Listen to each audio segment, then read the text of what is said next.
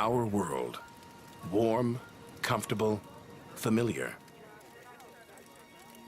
But when we look up, we wonder, do we occupy a special place in the cosmos?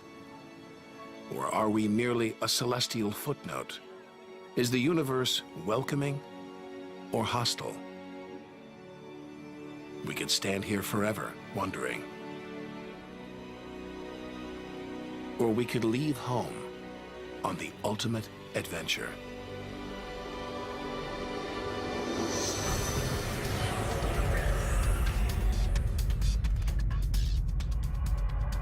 To discover wonders, confront horrors, beautiful new worlds, malevolent dark forces,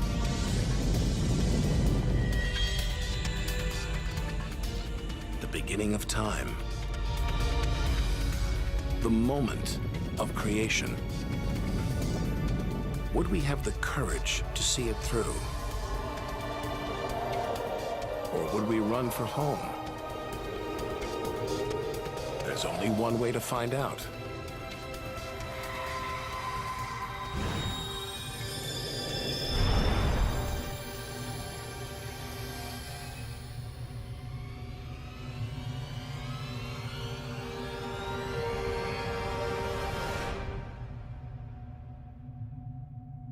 Our journey through time and space begins with a single step. At the edge of space, only 60 miles up, just an hour's drive from home. Down there, life continues. The traffic is awful, stocks go on trading, and Star Trek is still showing.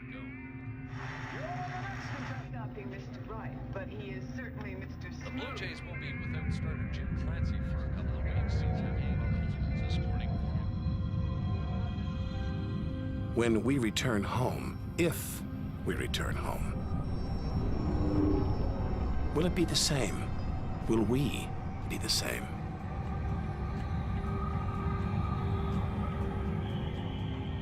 We have to leave all this behind, to dip our toes into the vast dark ocean. On to the moon.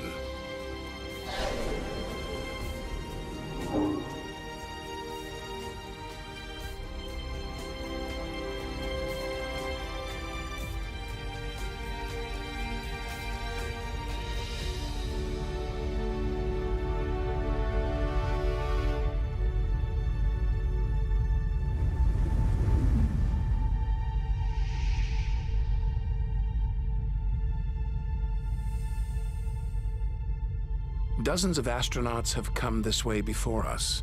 12 walked on the moon itself. Just 250,000 miles from home.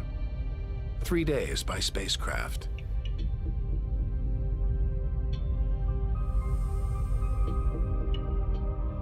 Barren. Desolate.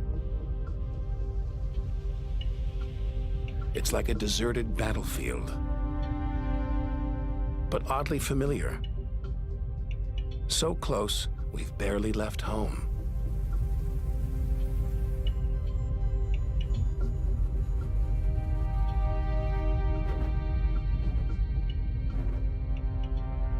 Neil Armstrong's first footprints. Looks like they were made yesterday. There's no air to change them. They could survive for millions of years. Maybe longer than us.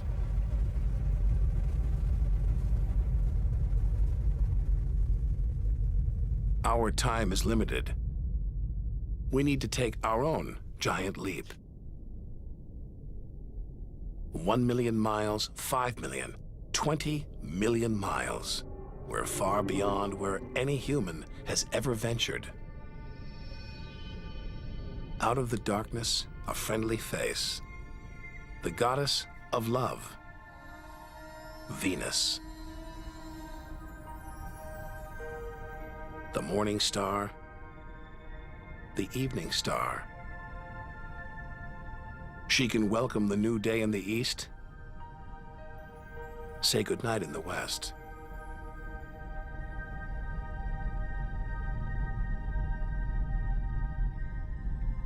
A sister to our planet, she's about the same size and gravity as Earth.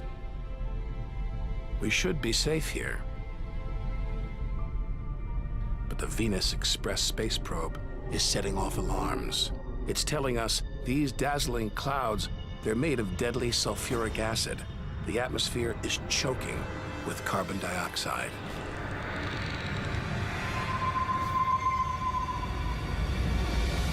Never expected this.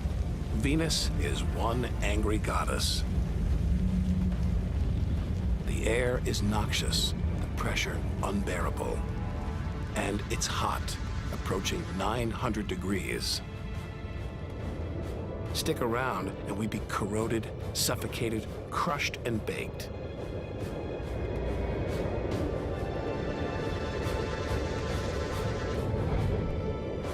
Nothing can survive here. Not even this Soviet robotic probe. Its heavy armor's been trashed by the extreme atmosphere.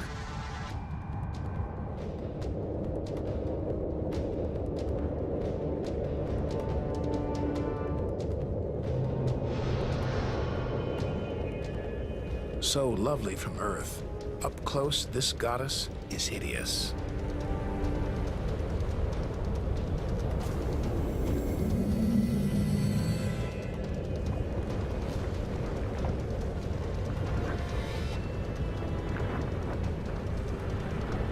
She's the sister from hell, pockmarked by thousands of volcanoes.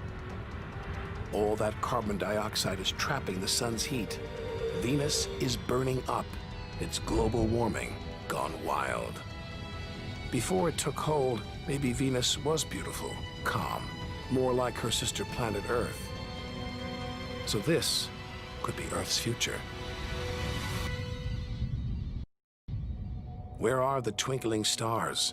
The beautiful spheres gliding through space? Maybe we shouldn't be out here. Maybe we should turn back. But there's something about the sun, something hypnotic, like the Medusa, too terrible to look at, too powerful to resist. Luring us onwards, on, like a moth to a flame. Wait, there's something else, obscured by the sun. It must be Mercury. Get too close to the sun, this is what happens. Temperatures swing wildly here.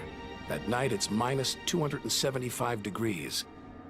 Come midday, it's 800 plus. Burnt, then frozen.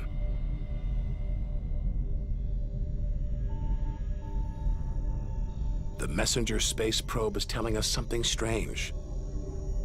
For its size, Mercury has a powerful gravitational pull.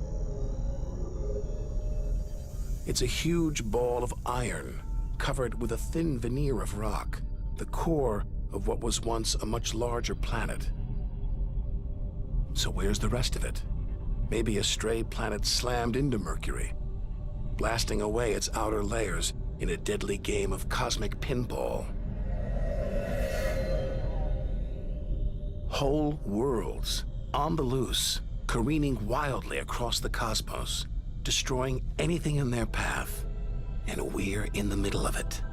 Vulnerable, exposed, small. Everything is telling us to turn back.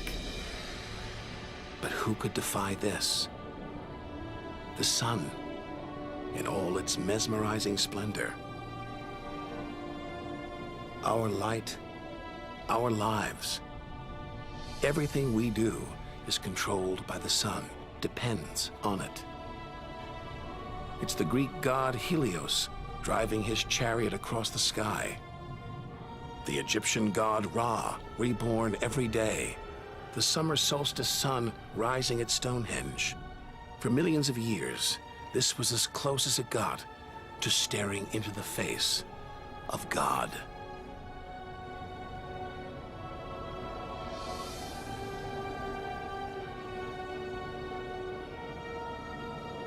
It's so far away. If it burned out, we wouldn't know about it for 8 minutes. It's so big, you could fit 1 million Earths inside it.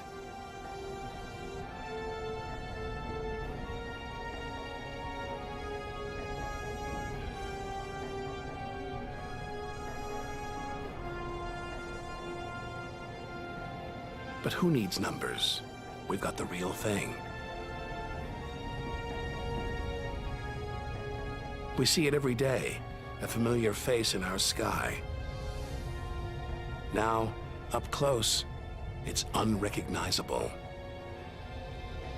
A turbulent sea of incandescent gas. The thermometer pushes 10,000 degrees. Can't imagine how hot the core is. Could be tens of millions of degrees.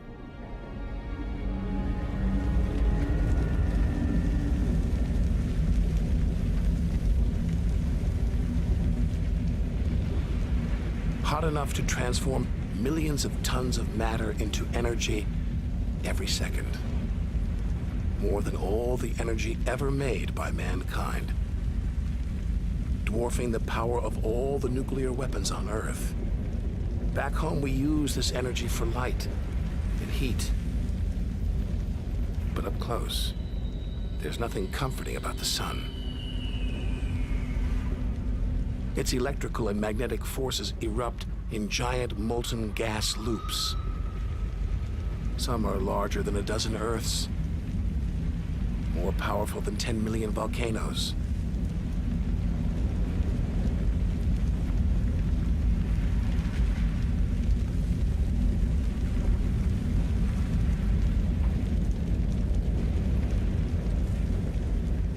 And when they burst through, they expose cooler layers below, making sunspots. A fraction cooler than their surroundings, sunspots look black, but they're hotter than anything on Earth. And massive, up to 20 times the size of Earth.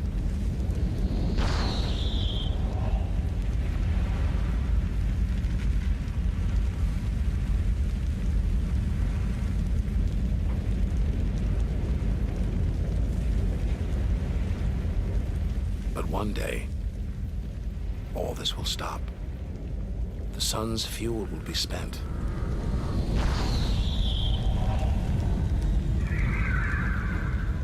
And when it dies, the Earth will follow.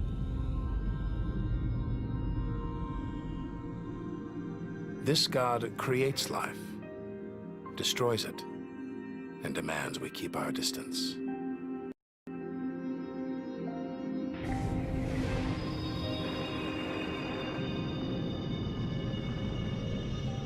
This comet strayed too close. The sun's heat is boiling it away, creating a tail that stretches for millions of miles.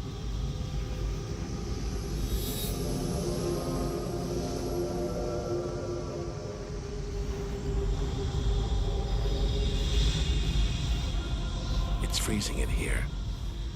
There's no doubt where this comet's from, the icy wastes of deep space. But all this steam, geysers and dust, it's the sun again, melting the comet's frozen heart. Strange, a kind of vast, dirty snowball covered in grimy tar. Tiny grains of what looks like organic material preserved on ice since who knows when. Maybe even the beginning of the solar system. Say a comet like this crashed into the young Earth billions of years ago. Maybe it delivered organic material and water, the raw ingredients of life. It may even have sown the seeds of life on Earth that evolved into you and me.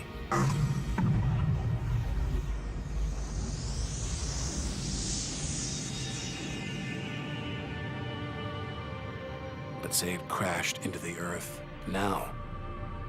Think of the dinosaurs, wiped out by a comet or asteroid strike. It's only a question of time. Eventually, one day, we'll go the way of the dinosaurs.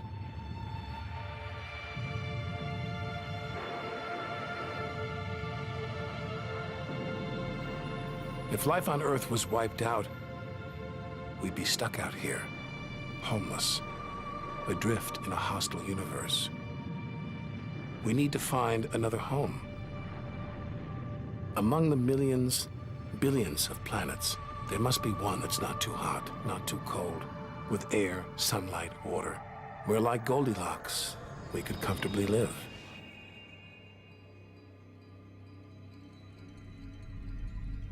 The Red Planet. Unmistakably, Mars.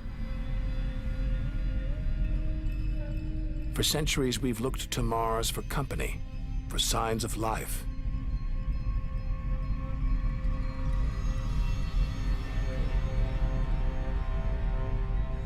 Could there be extraterrestrial life here? Are we ready to rewrite the history books, to tear up the science books, to turn our world upside down? What happens next could change everything.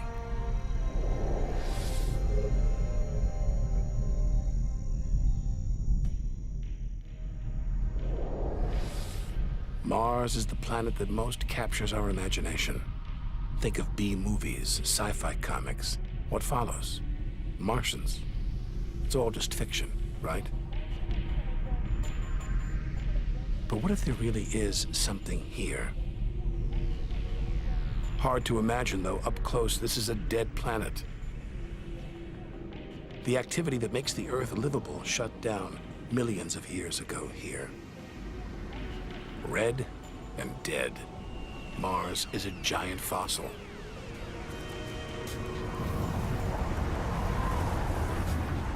Wait.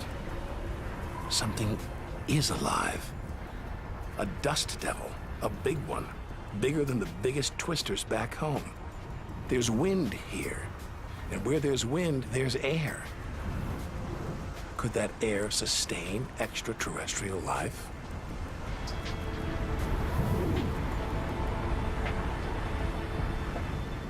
It's too thin for us to breathe. And there's no ozone layer. Nothing to protect us against the sun's ultraviolet rays. There is water, but frigid temperatures keep it in a constant deep freeze. It's hard to believe anything could live here. Back on Earth, there are creatures that survive in extreme cold, heat, even in the deepest ocean trenches. It's as though life is a virus. It adapts, spreads. Maybe that's what we're doing right now, carrying the virus of life across the universe. Even in the most extreme conditions, life usually finds a way. But on a dead planet, with no way to replenish its soil, no heat to melt its frozen water,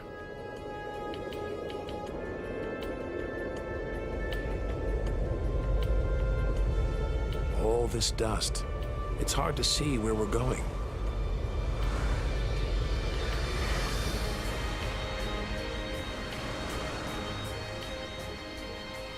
Olympus Mons, named after the home of the Greek gods. A vast, ancient volcano, 3 times higher than Everest. There's no sign of activity. Since its discovery in the 1970s, it's been declared extinct. Hang on. These look like lava flows, but any sign of lava should be long gone, obliterated by meteorite craters, unless this monster isn't dead, just sleeping. There could be magma flowing beneath the crust right now, building up, waiting to be unleashed. Volcanic activity could be melting frozen water in the soil, pumping gases into the atmosphere, recycling minerals and nutrients, creating all the conditions needed for life. This makes the Grand Canyon look like a crack in the sidewalk. Endless desolation, so vast it would stretch all the way across North America. But here, signs of activity, erosion, and what looks like dried up riverbeds. Maybe volcanic activity melted ice in the soil, sending water gushing through this canyon. Underground volcanoes could still be melting ice, creating water. And where there's water, there could be life.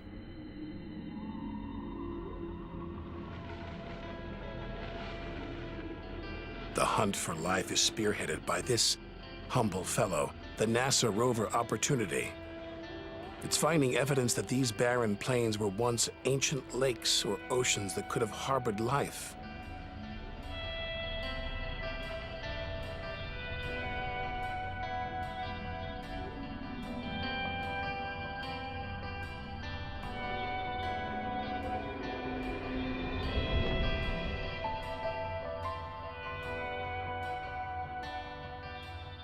Look at those gullies.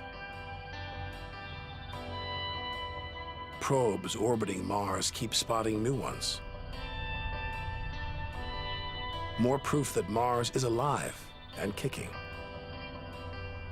That water is flowing beneath its surface right now. Water that could be sustaining Martian life.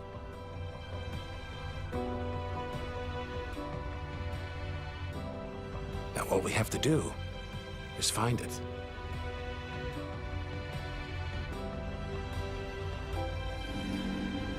Maybe we've already found what we're looking for on Earth. Some think that life started here and then migrated to Earth. An asteroid impact could have blasted fragments of Mars, complete with tiny microbes, out into space and on to the young Earth, where they sowed the seeds of life.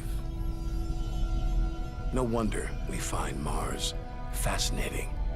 This could be our ancestral home. It could be we are all Martians. The Mars we thought we knew is gone, replaced by this new active changing planet.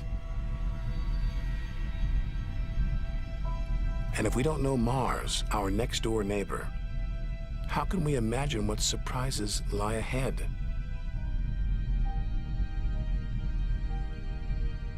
Our compass points across the cosmos,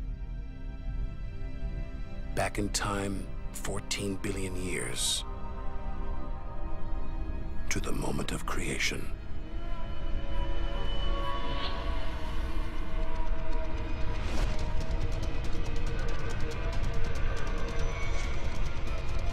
This is getting scary. It's like being inside a giant video game.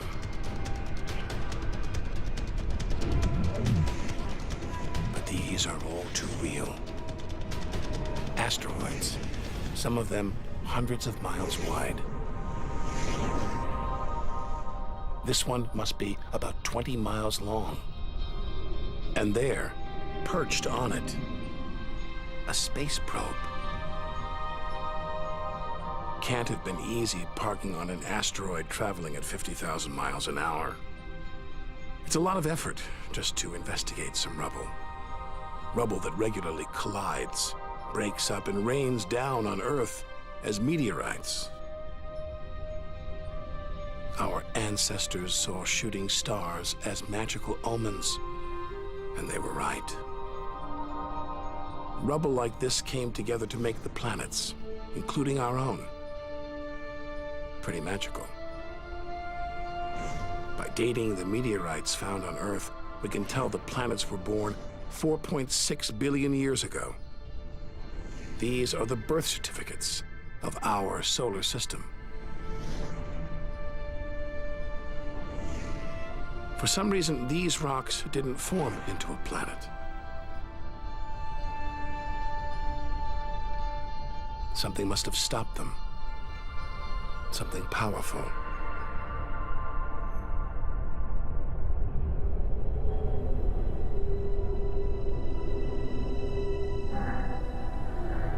Jupiter. What a monster. At least 1,000 times bigger than Earth, so vast you could fit all the other planets inside it. Something this massive dominates its neighbors. Its gravity is pulling the asteroids apart.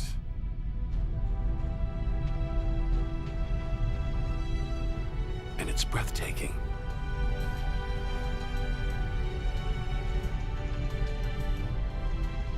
But this beauty is a beast. It's almost all gas. Land here and we'd sink straight through its layers into oblivion.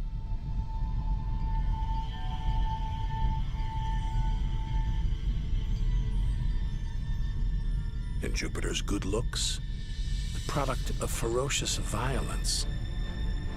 It's spinning at an incredible rate, whipping up winds to hundreds of miles an hour, contorting the clouds into stripes, eddies, whirlpools. And this, the legendary Great Red Spot. The biggest, most violent storm in the solar system. At least 3 times the size of Earth, it's been raging for over 300 years. All these churning clouds must have sparked an electrical storm. Just one bolt is 10,000 times more intense than any at home.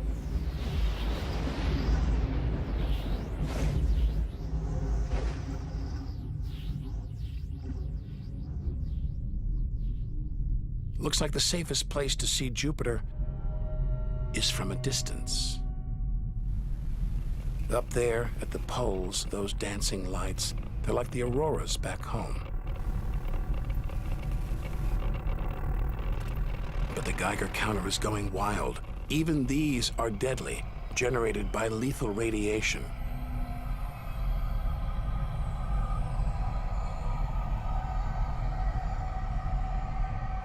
Out here, nothing is what it seems. The universe is full of terrors, traps,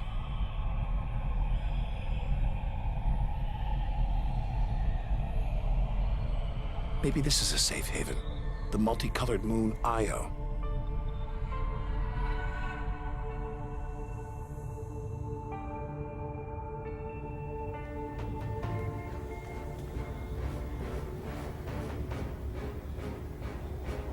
Wrong. Very wrong. Those brilliant colors are molten rock, volcanoes, spewing lava.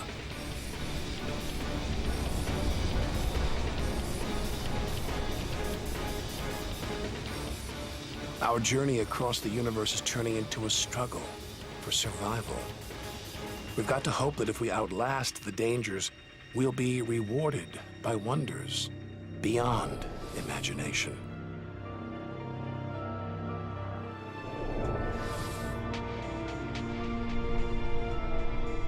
"400 million miles from Earth. Flying a commercial airliner here would take nearly a century. What a weird-looking place. And yet, strangely familiar. A bit like the Arctic, with all that ice, all those ridges and cracks.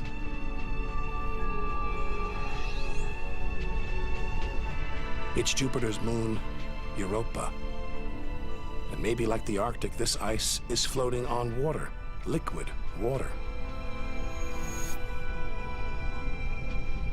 But we're 500 million miles from the sun.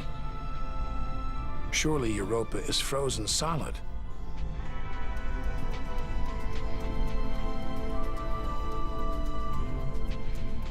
Unless Jupiter's gravity is creating friction deep inside, heating the ice into water, allowing life to develop in the waters beneath its frozen crust. We might be feet away from aliens. From a whole ecosystem of microbes, crustaceans, maybe even squid. The only thing between us and the possibility of alien life, this layer of ice. But until we send a spacecraft to drill here, Europa's secrets will remain beyond reach.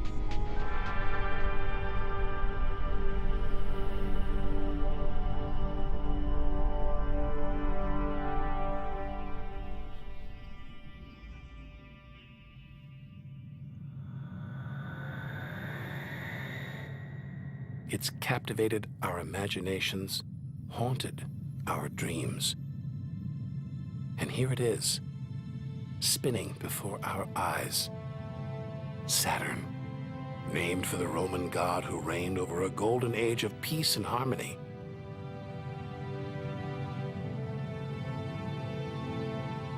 This planet's a giant ball of gas, so light it would float on water. Its spectacular rings would stretch almost from Earth to the moon.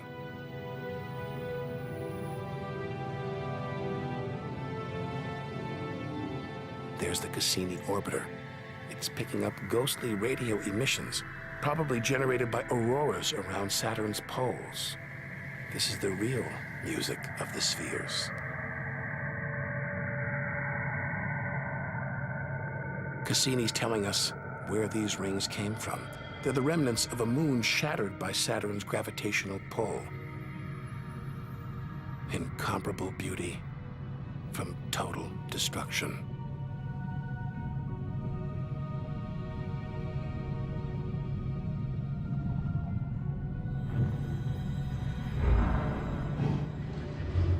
Billions of shards of ice, some as small as ice cubes, others the size of houses.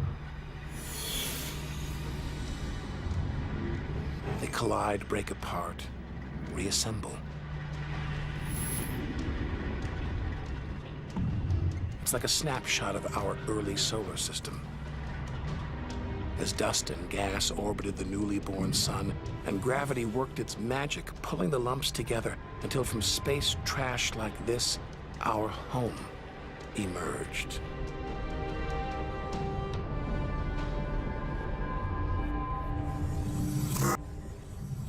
We could stay here forever.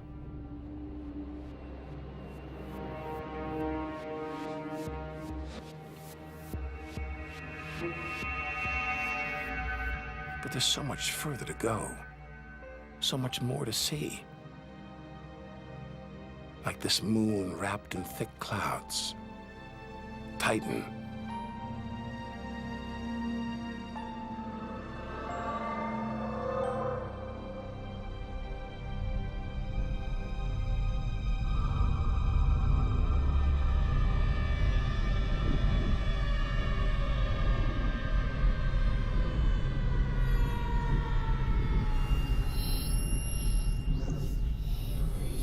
There's an atmosphere down here.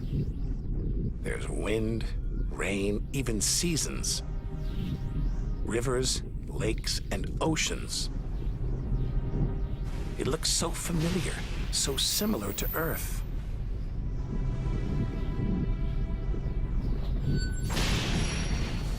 But that's not water. It's liquid natural gas. Hundreds of times more natural gas than all the Earth's oil and gas reserves. Maybe one day we'll use this energy to fuel a colony. Assuming there isn't life here already.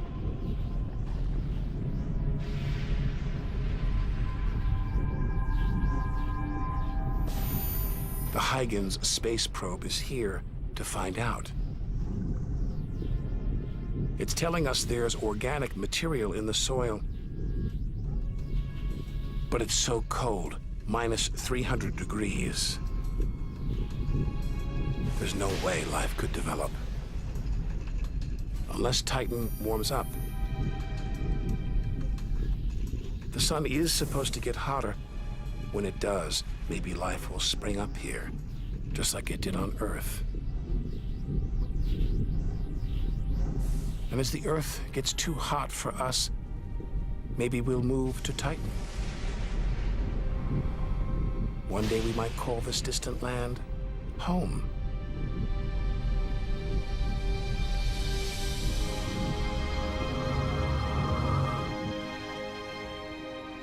Home.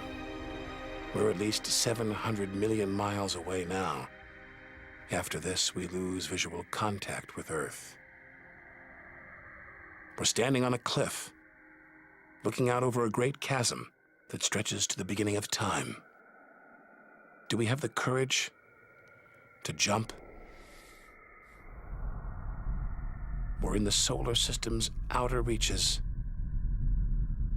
Unseen from Earth, unknown for most of history.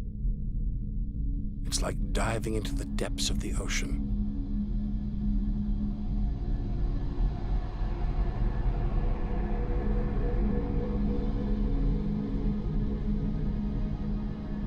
Those rings make it look like Uranus has been tilted off its axis, toppled over by a stray planet.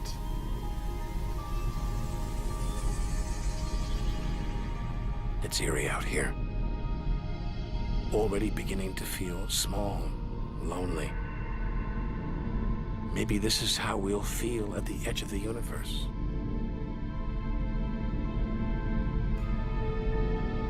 But we've barely left the shore. If the solar system was 1 mile wide, so far we've traveled about 3 inches.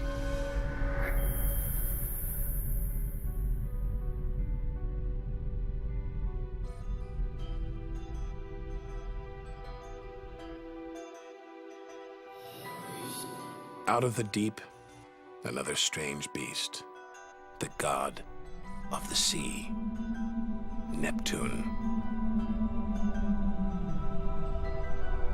This world is covered in methane gas, and a storm as big as Earth, whipped up by savage 1,000-mile-an-hour winds. Back home, it's the sun that drives the wind. But Neptune's far away. Something else must be creating these ferocious winds.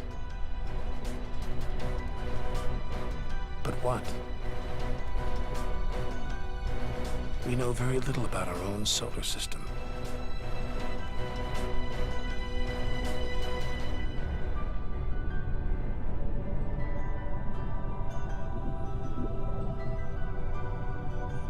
After all those balls of gas, a solid moon.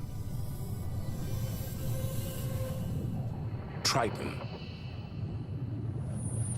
Solid, but not stable. Just look at those geysers, cosmic smokestacks, pumping out strange soot. And this moon is revolving around Neptune in the opposite direction of the planet's spin. A cosmic battle of wills that this angry moon is destined to lose. Neptune's massive gravity is pulling on Triton, slowing it down, reeling it in. One day, it will be ripped apart by Neptune. And that's it. No more moons, no more planets in our solar system. It's getting colder. We're getting further from the sun, slipping from the grip of its gravitational tentacles. But this isn't a void. It's teeming with frozen rocks, like Pluto. Until recently, we thought Pluto was alone. Beyond it, nothing. We were wrong. More frozen worlds. Discoveries so new nobody can agree what to call them. Plutinos, ice dwarfs, cubewanos. Our solar system is far more chaotic and strange than we had imagined. Now we're 8 billion miles from home. The most distant thing ever seen that orbits the sun. Another small, icy world, Sedna, discovered in 2003. Its orbit takes 10,000 years to complete.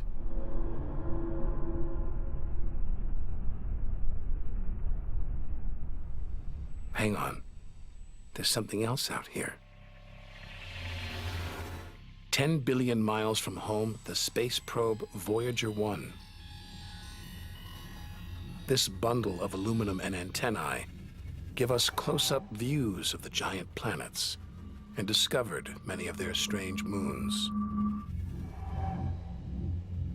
It's traveling 20 times faster than a bullet, sending messages home.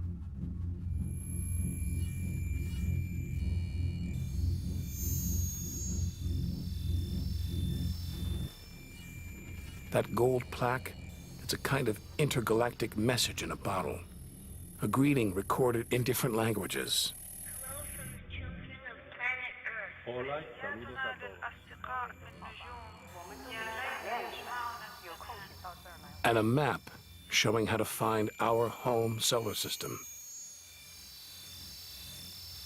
The great physicist Stephen Hawking thinks it was a mistake to roll out the welcome mat. After all, if you're in the jungle, is it wise to call out?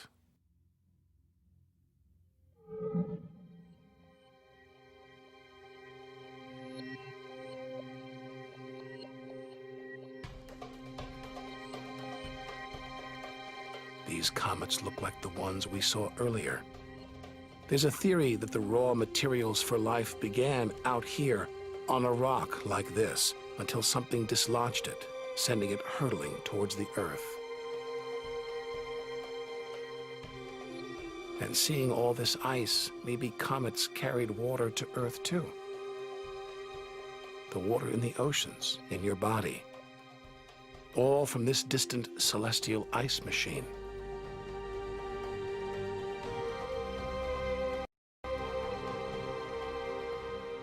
We're 5 million, that's 5 trillion miles from home. But this is still only a baby step. Ahead, trillions of miles, billions of stars. Time to stop looking back and start looking ahead. To step out into the big wide universe.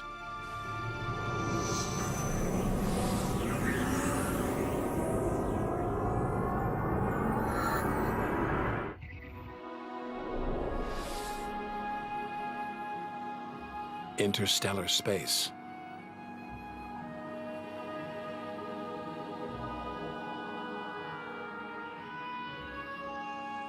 Billions of stars like our own sun, many with planets, many of those with moons.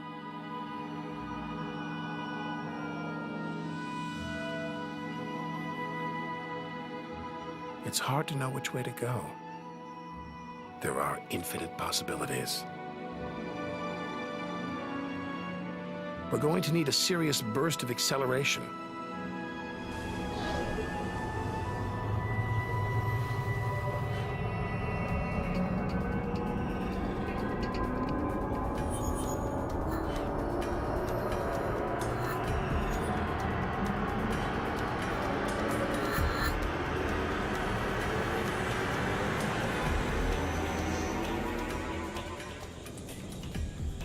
$25 trillion miles from home. A 150,000-year ride in the space shuttle. And we've only just reached the first solar system beyond our own. Alpha Centauri. Not one, but 3 stars, spinning around each other, locked in a celestial standoff. Each star's gravity attracting the other, their blazing orbital speed keeping them apart.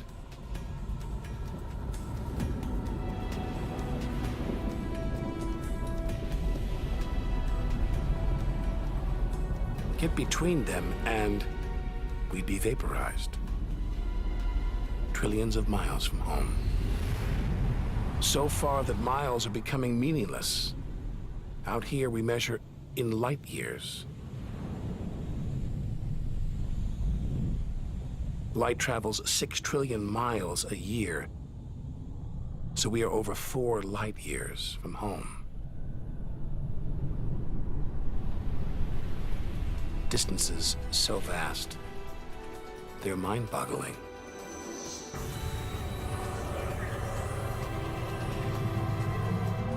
Who knows what strange forces lie ahead, what we'll discover when, if, we reach the edge of the universe.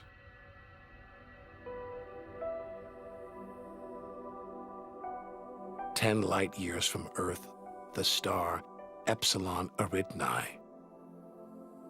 Spectacular rings of dust and ice, and somewhere in there planets forming out of the debris, being born before our eyes.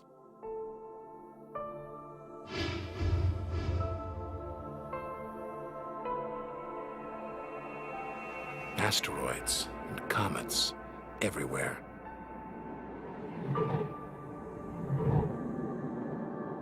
We could almost be looking at our own solar system billions of years ago, with comets delivering the building blocks of life to these young planets.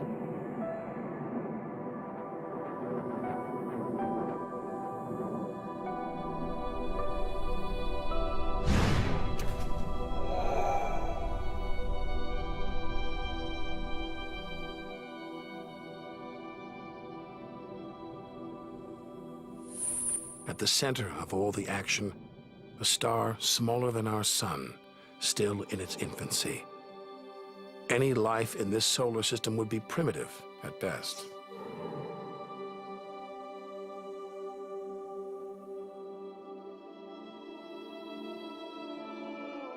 There must be more mature solar systems out here. But finding them is like looking for a needle in a cosmic haystack.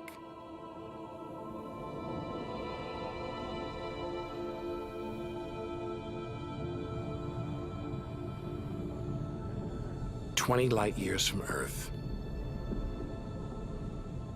Star Gliese 581.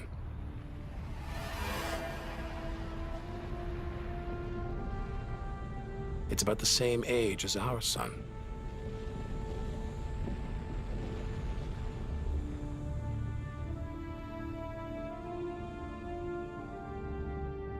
This planet is just the right distance from its sun. Any closer and water would boil away. Any further, and it would freeze. Ideal conditions for life to emerge.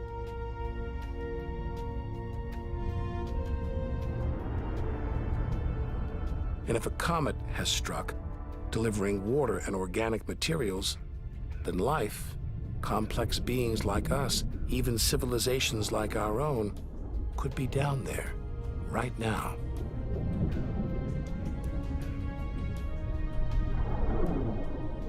They could be tuning into our TV signals, watching shows from 20 years ago. And here's your host, Joe Duffy. But until we devise a way of communicating over these vast distances, all we can do is speculate.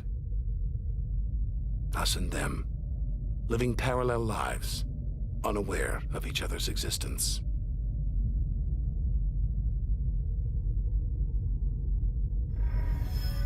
Unless life has come and gone.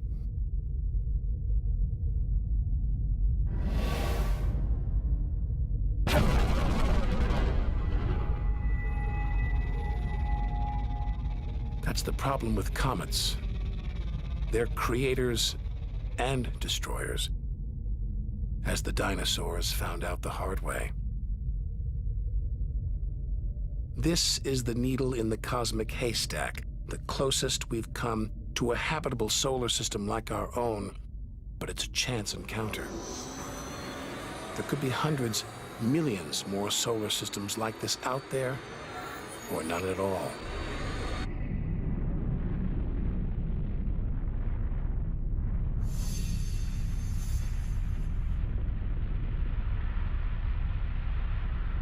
Some of the atmosphere on this planet, Bellerophon, is being boiled away by its nearby star.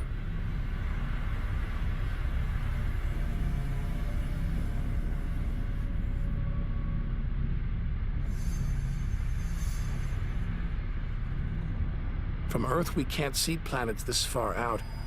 They're obscured by the brilliance of their neighboring stars. But the planets have a minute gravitational pull on those stars. Measure these tiny movements, and we can prove they exist.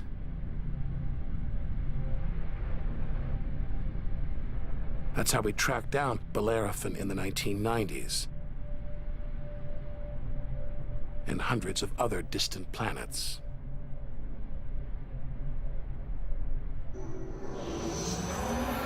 "65 light years from Earth. Turn on your TV here and you'd pick up Hitler's Berlin Olympics.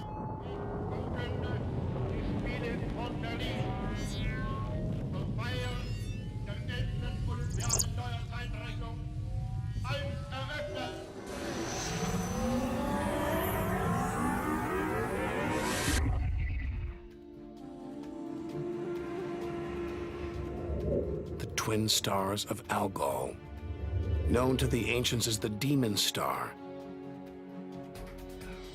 From Earth, it appears to blink as one star passes across the other. Up close, it's even stranger. One star is being sucked towards the other.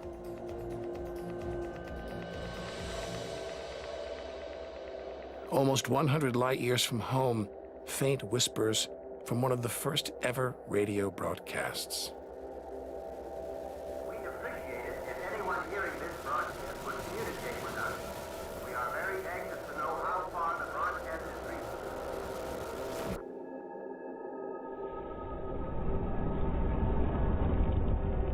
From here on out, it's as if the Earth never existed.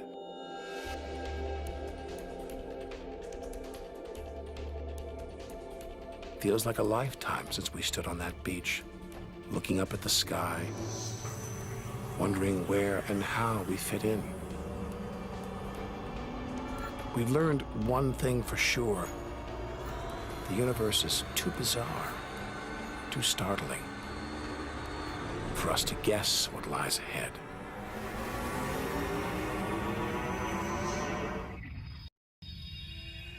Deep inside our galaxy, the Milky Way. Pinpricks of light that have inspired 1,001 tales.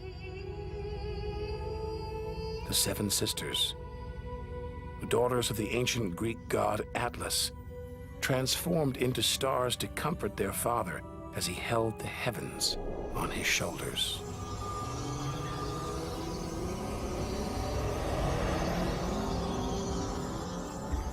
And this giant, Betelgeuse, the brightest, biggest star we've seen so far, 600 times wider than our sun.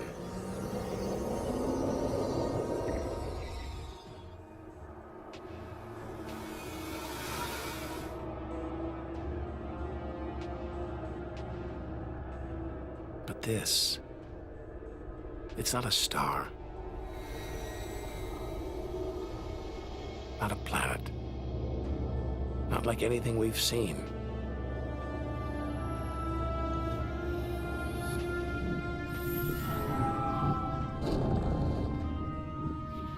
A ghostly specter more than 1,300 light years from Earth. Orion's dark cloud. Dust and gas shrouding us.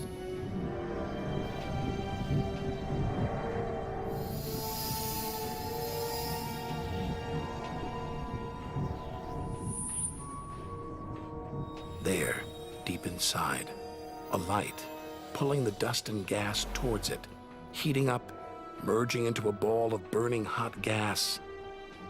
Like a star, like our sun, in miniature.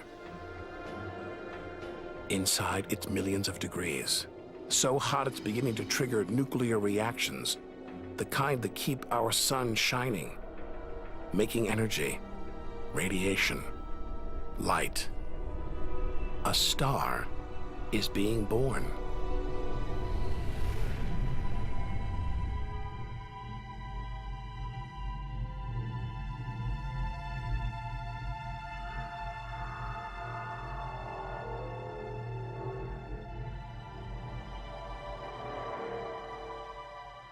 Orion's dark cloud is a vast star factory.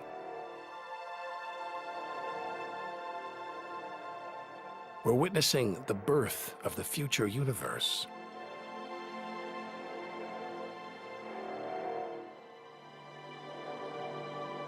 We've come to expect destruction, but this is one of the universe's greatest acts of creation: star birth.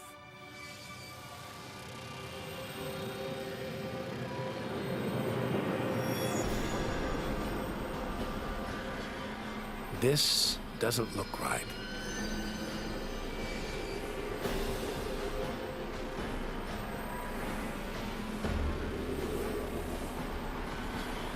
Jets of gas exploding out with tremendous force, blasting dust and gas out for millions of miles.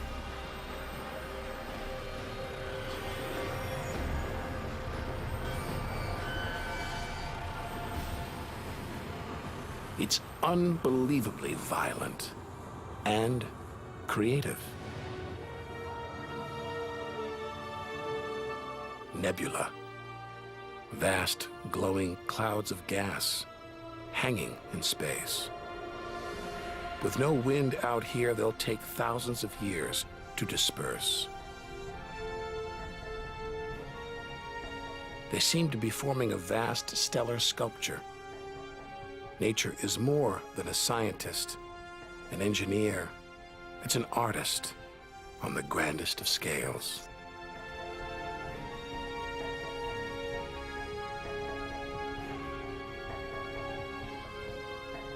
And this is a masterpiece.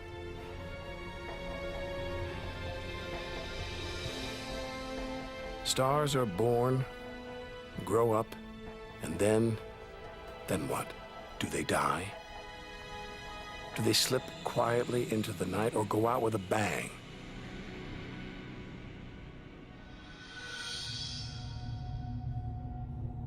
Somewhere between here and the edge of the universe lies the answer.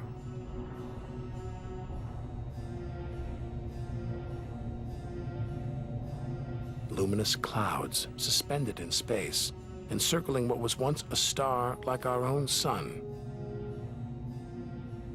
All that's left of it are these brightly colored gases, elements formed by nuclear reactions deep inside, released into space on its death. Green and violet, hydrogen and helium, the raw materials of the universe. Red and blue, nitrogen and oxygen, the building blocks of life on Earth. For us to live, stars like this had to die. Every atom in our body was produced by nuclear fusion. In stars that died long before the Earth was even born. We are all the stuff of stars. Our family tree begins here.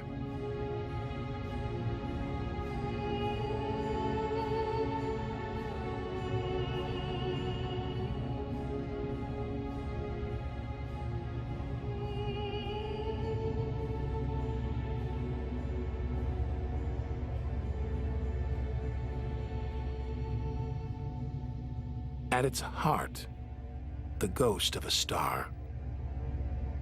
A white dwarf. White, hot, small, but unbelievably dense. In the star's dying moments, its atoms fused and squeezed together, making it so dense that just a teaspoon of this white dwarf would weigh 1 ton.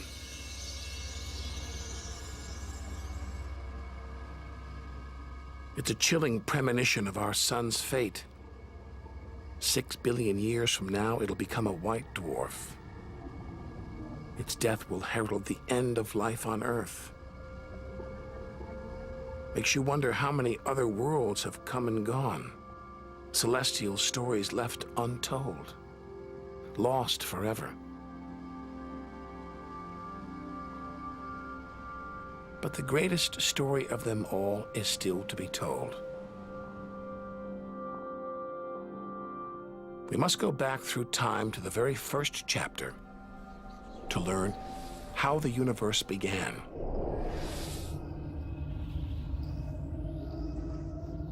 The scattered remains of a dead star, the Crab Nebula. 6,000 light years from home, deep inside a stellar graveyard. We've learned so much, seen things we'd never have believed possible. Now sights like this, wonders once beyond imagination, we take in our stride. We're ready to face whatever lies ahead, determined to reach the edge of the universe.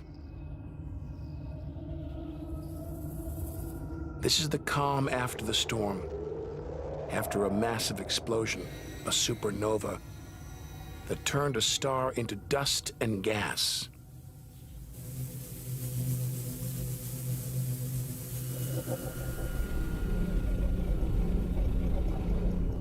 The eye of the storm. A spinning, pulsating star. A pulsar.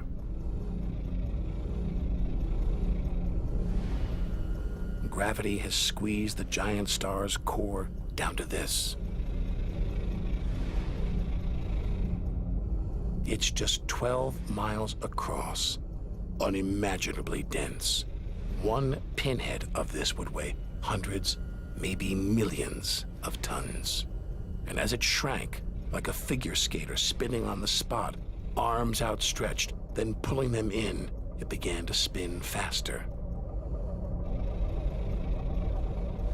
2 beams of light, energy, radiation, spinning 30 times a second, powering the huge cloud of dust and gas.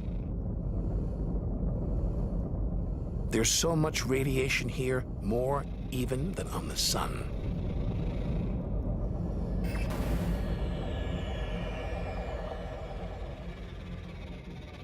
That was easily the deadliest thing we've encountered so far.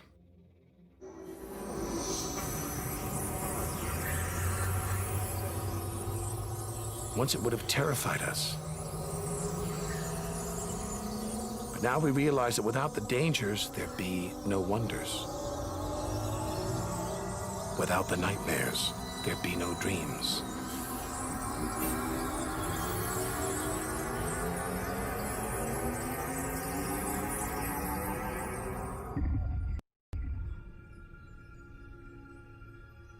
Getting a strange sensation. A feeling as though there's something bad out here. A malevolent presence. The one thing we didn't want to encounter. Impossibly black, blotting out the stars behind it. We're staring into the face of extinction. The remains of a giant star. A black hole.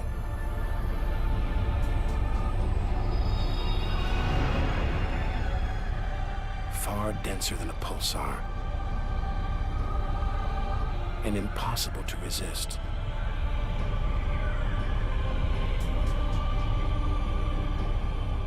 Its gravity is so intense not even light can escape.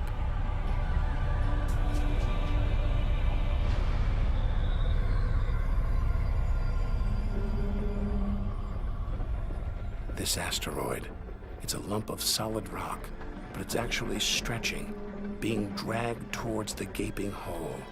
Inside, there's no matter as we know it. No time, no space. All the rules of physics collapse.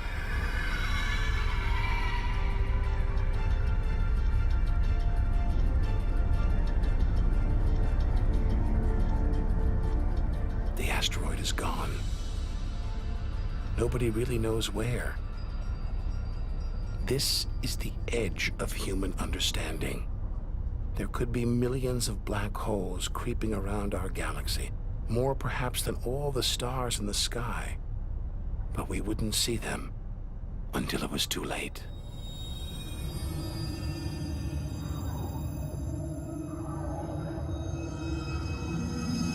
Like this star, spiraling, disappearing down an invisible sinkhole. Who's to say we don't live inside a vast black hole? That the whole universe isn't inside one right now, inside another universe. Think about it for too long and your mind reels. Sometimes it feels like the more we see, the less we know.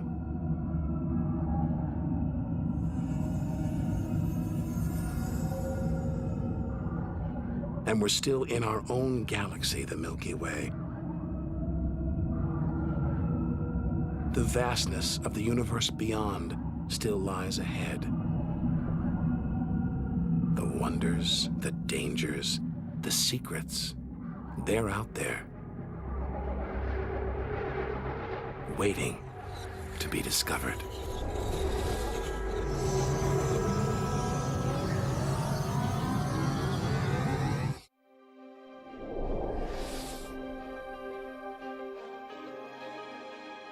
"7,000 light years from home." It's as though we're in a forest thick with trees, each so beautiful, so fascinating, it's impossible to look beyond, to see the bigger picture. We have to find a way through to reach the clearing at the galaxy's edge.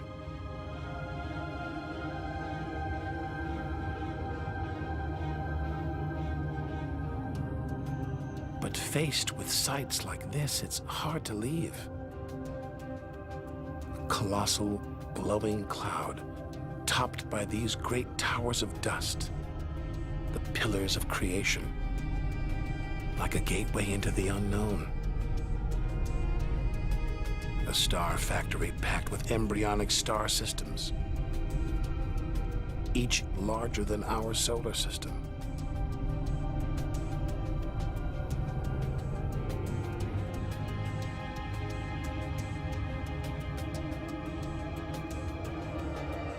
We have to resist its siren song, tear ourselves away, to carry on towards the edge of the galaxy.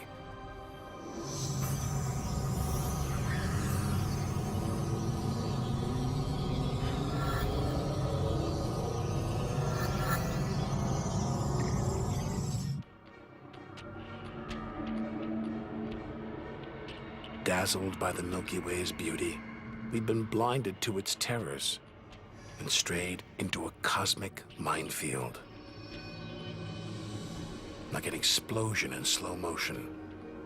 A massive star, millions of times brighter than our sun. It's going into meltdown.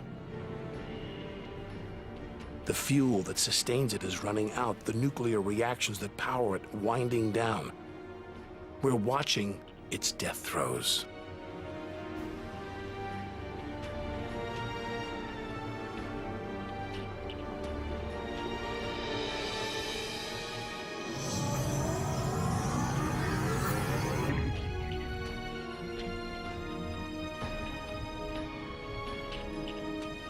An even bigger, dangerously unstable star. But this one's about to explode. And when a star this big dies, it's 100 times more violent than a supernova. We've stumbled into the most violent star death of all, a hypernova.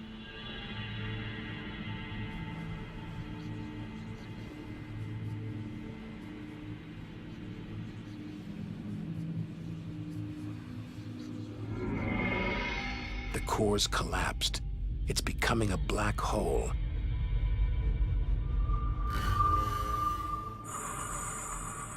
And that's the shock wave surging through the star, ripping its outer layers into space.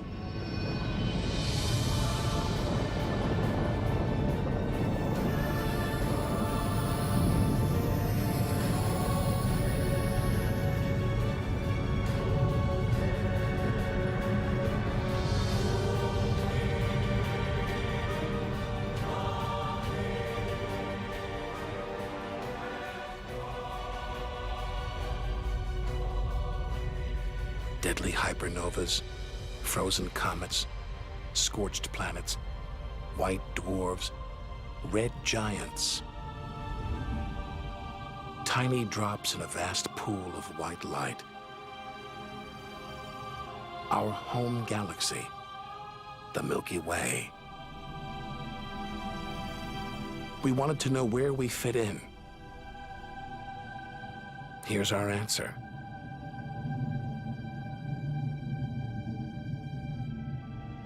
civilizations past and present, everyone that's ever lived. The smallest bug, the highest mountain, all of it invisible, not even a tiny speck.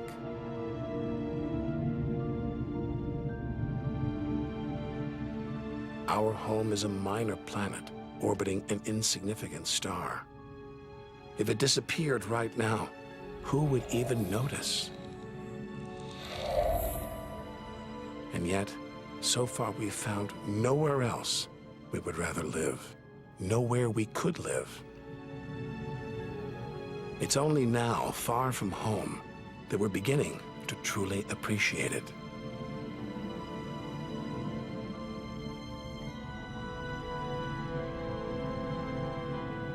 Look at all these stars. Hundreds of thousands of them. Surely one of them, more than one, must be capable of supporting life.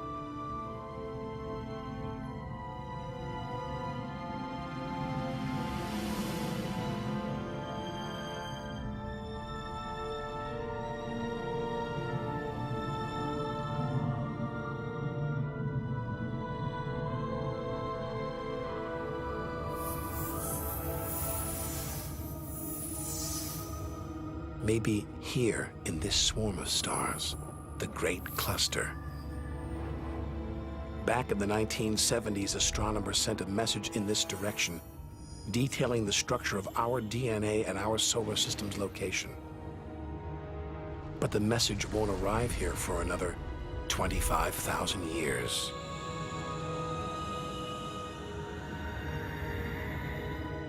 We haven't found alien life yet. But neither have we found any reason to believe it isn't out there, somewhere.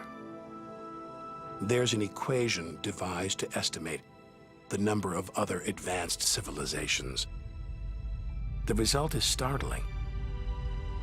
There could be millions of civilizations just in our own galaxy.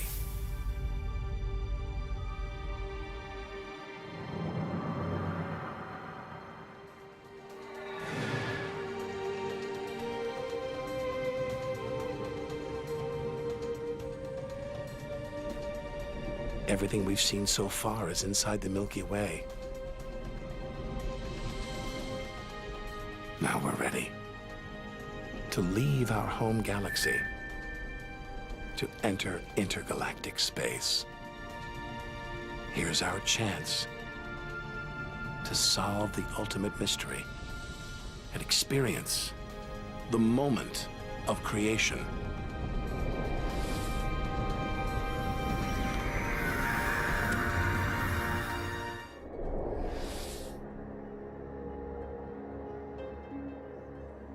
Beyond the Milky Way, through the vast expanse between galaxies, against all the odds, we've made it to intergalactic space.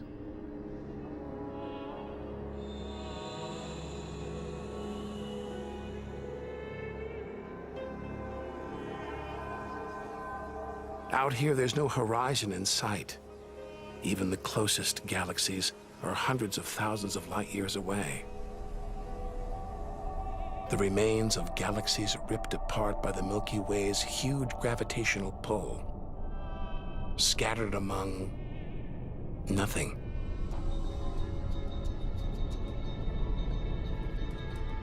This is as close as the universe gets to a perfect vacuum. But even this isn't totally empty. There are thin wisps of gas, fine traces of dust, and something else. Dark matter. So mysterious we can't see it, feel it, taste it, touch it, or even measure it. Yet so common, it could make up over 90% of all the matter in the universe. If dark matter does exist, it means there's no such thing as empty space. Even out here, we're surrounded by matter. We think it exists because of its apparent hold on galaxies, like this one, the Large Magellanic Cloud.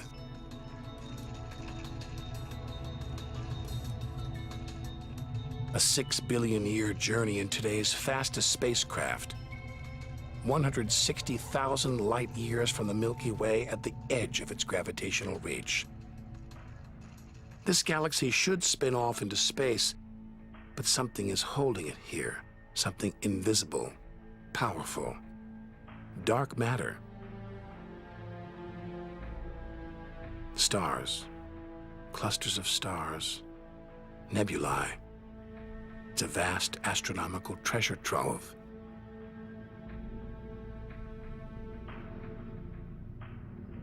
Look at this. It's like a string of gleaming pearls. It's a fireball, expanding out from what must have been a massive explosion, a supernova. So bright that when light from the explosion reached Earth 20 years ago, it was visible to the naked eye. And so violent, it triggered a string of nuclear reactions, forcing atoms together, creating new elements. Gold, silver, platinum, blasting them out into space.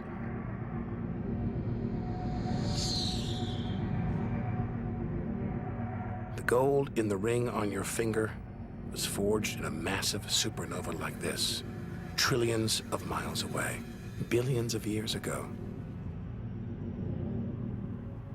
Before we left home, the universe seemed separate. Something out there, up in the sky. But now we know better. We are the universe, and it is within us.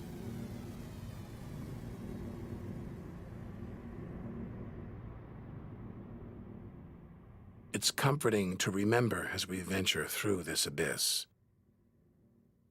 Further and further. Faster and faster.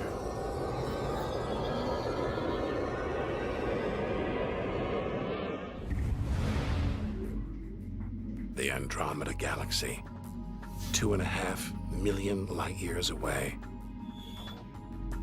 It's racing through space. Everything blown apart, like shrapnel in an explosion. We're seeing this galaxy as it was when our ape-like ancestors first walked on the African plains.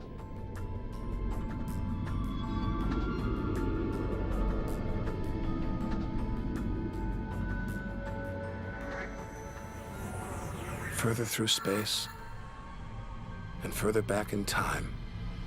Hold on. This doesn't look right. A whole galaxy exploding? The only thing large enough to cause an explosion on this scale is another galaxy. It looks like the end of the world. But this galaxy won't die. It'll be reborn. A new shape, perhaps even new stars, as dust and gas collide, creating friction, shock waves, triggering the birth of stars.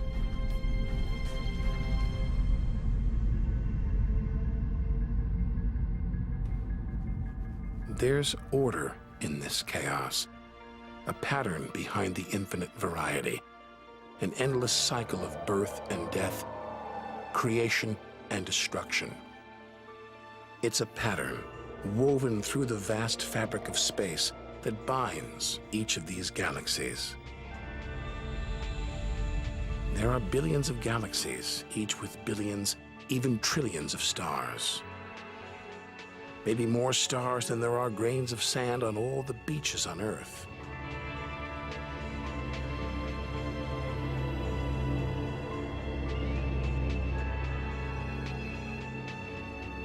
We're finally beginning to see the big picture. And it's grander than we ever imagined.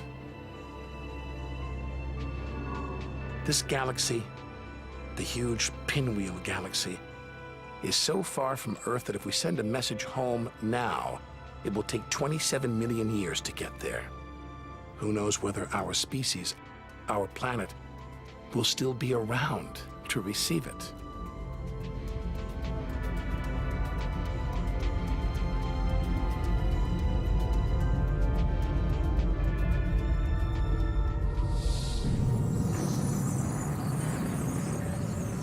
travel on, back through time.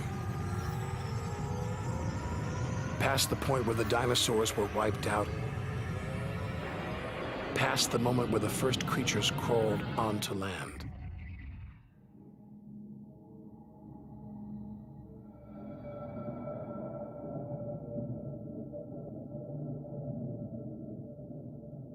$2 billion light years from home, closing in on the edge of the universe, going back to the beginning of time.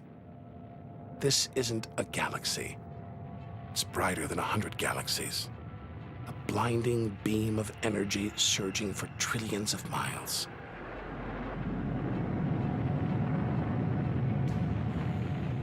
Something this big, this bright, must be incredibly powerful. Experience tells us, out here, power equals danger. It looks like a quasar, the deadliest thing in the universe. Our journey could be over.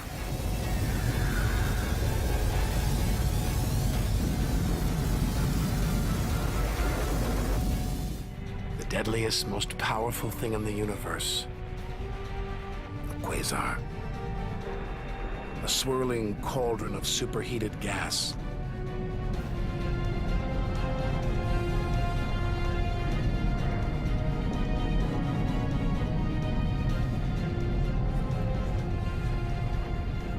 This beast has a heart of darkness.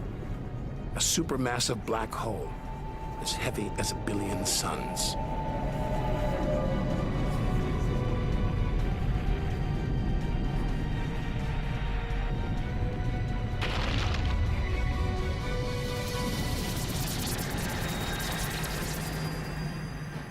It's ripping apart whole stars, devouring them, until they're nothing, lost forever from the visible universe.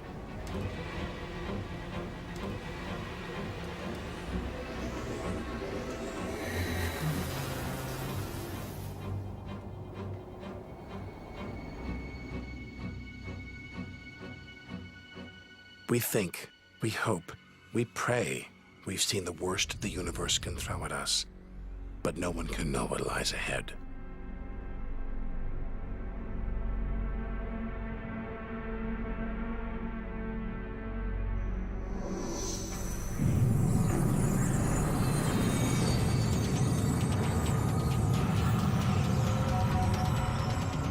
We'll need to go further, go faster.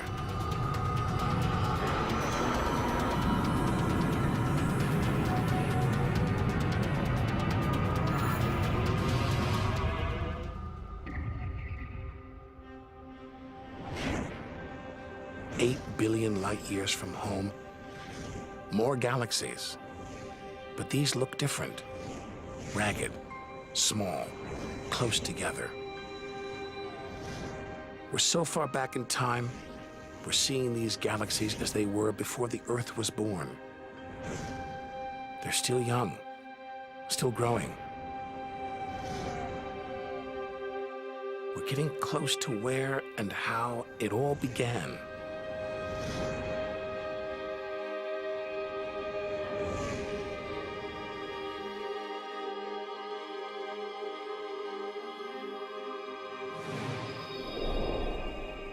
Look at the galaxies now. They're more like primitive plankton, floating in a vast dark ocean.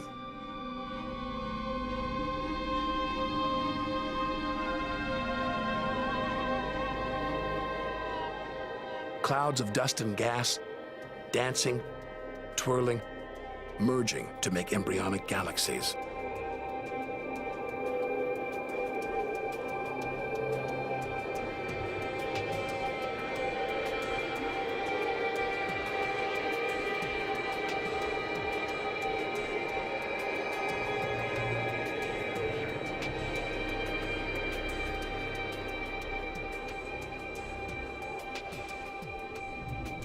They're disappearing. We've gone back before the stars were born.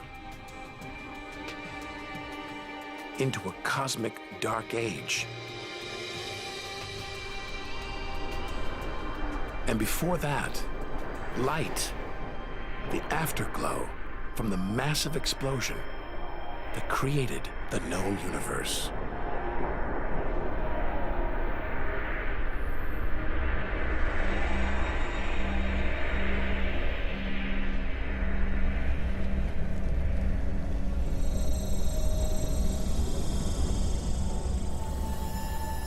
This is it. We've made it. The edge of the universe. 80 billion trillion miles from home. 13.5 billion years ago.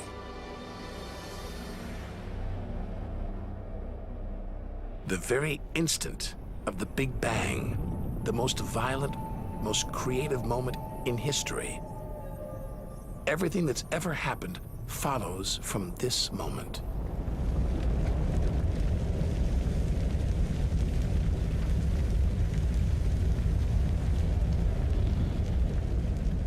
Every religion, every culture has pondered it. But we still don't know what sparked this act of creation, or why. This is where our journey ends, and the universe begins.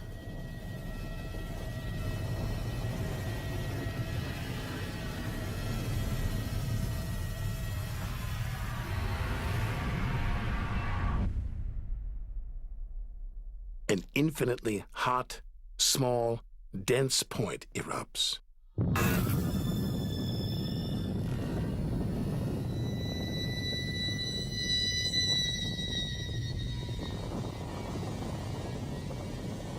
Creating space, time, matter, our universe itself.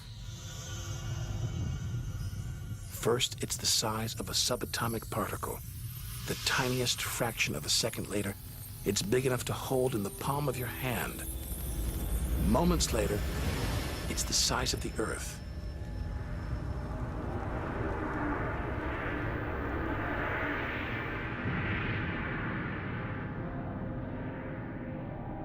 Today, the light from the Big Bang is still spreading out.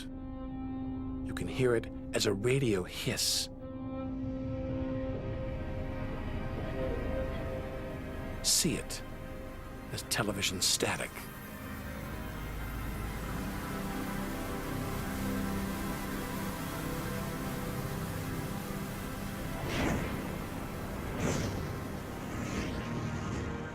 All the wonders we've seen on our journey are sparks flying out from the Big Bang. Galaxies, stars, planets, all cosmic debris. We go forward through time, riding the blast wave.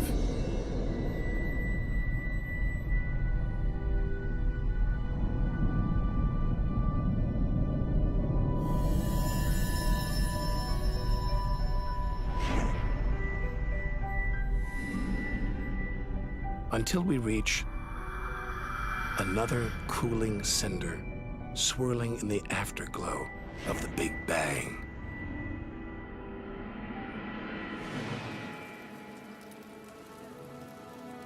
We're back where we started, home. Only now can we really know it. Smaller, more fragile than we ever imagined. Destined to die, swallowed by a dying sun. But we shouldn't despair. We should rejoice. We've managed to experience the wonders of the universe. We should celebrate our achievements and enjoy our moment in the sun.